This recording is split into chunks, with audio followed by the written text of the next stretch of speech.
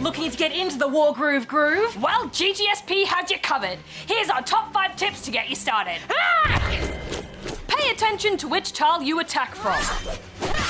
It might seem like any attack is a good attack, but some attacks are better attacks. In Wargroove, the different terrain types offer different defense bonuses or debuffs.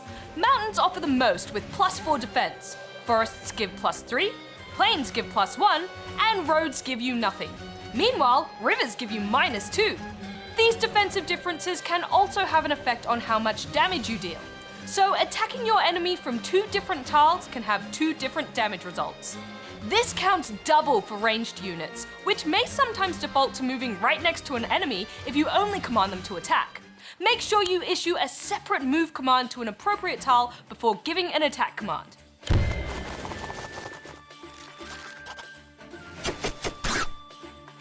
And don't worry, you can test out each unit's move and attack options before actually using their turn. Don't expand too quickly. It can be tempting to run forward and claim an empty village or charge straight into battle, but be warned, spreading yourself too thin is a surefire way to find yourself in hot soup. And while that's the most delicious type of soup to eat, it's the worst type of soup to be in. Of the units able to capture buildings, soldiers have the most movement range, meaning they can scout ahead and get in early. However, they're also rather weak. Sending them far-flung means they'll likely get dispatched by your opponent rather quickly, leaving your freshly captured village unprotected.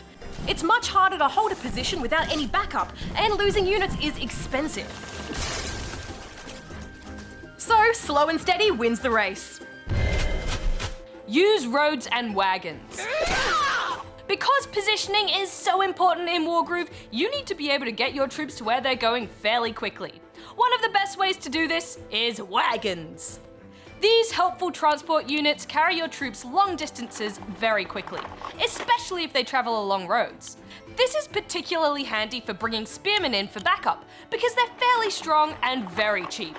Don't forget, you can also use wagons to pull weakened units out of the fray, because sometimes retreating is as important as advancing.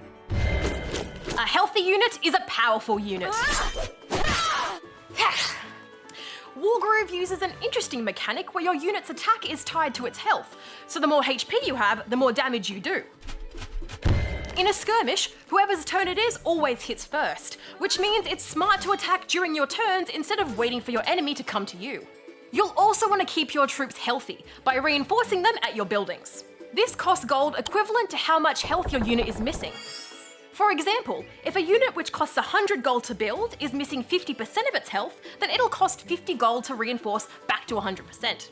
But reinforcing also transfers troops from the building into the unit, which weakens the building and means you can only reinforce by as much as is available. So you'll need to balance the health of your units with the health of your buildings. Ow! Pick your battles.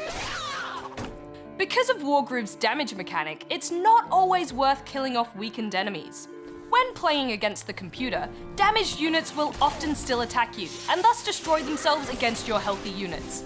This frees up your turns to weaken their strong units, rather than cleaning up the board. Not only that, but it can sometimes be beneficial to leave them be. They can act like human shields by standing on the tiles surrounding your units, and prevent healthy units from coming in to attack.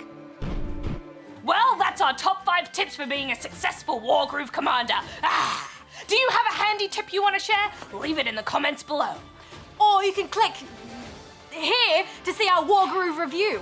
And don't forget to subscribe and turn on notifications for all things GGSP.